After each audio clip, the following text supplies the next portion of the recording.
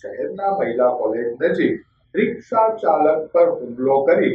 Mobile અને રોકડ રકમની લૂંટ ચલાવનાર શખ્સને ઘોઘા રોડ પોલીસે ઝડપી લઈ ધોરણસરની કાર્યવાહી હાથ ધરી હતી. શહેરના રિંગ રોડ પર આવેલ વારાહી સોસાયટીમાં રહેતા રિક્ષા ચાલક રવિ હર્ષદભાઈ ચૌહાણ મહિલા કોલેજ નજીકથી પસાર થઈ રહ્યા હતા ત્યારે બાઇક પર આવેલા શખ્સે રિક્ષા ચાલકને આંતરી છરી બતાવી તારી પાસે મોબાઈલ રોકડ જે હોય તે આપી દે તેમ કહી છરીના ઘા મારી મોબાઈલ અને ખિસ્સામાંથી રોકડ રકમની લૂંટ ચલાવી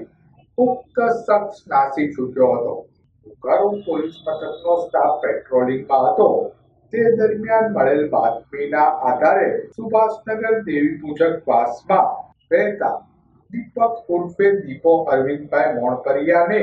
ઝડપી લઈ તલાશી લેતા તેના કબજામાંથી 4 મોબાઈલ ફોન અને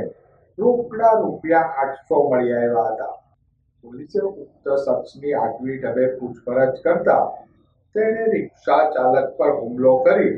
મોબાઈલ અને રોકડ રકમની લૂંટ ચલાવવાની કબૂલાત આપી હતી.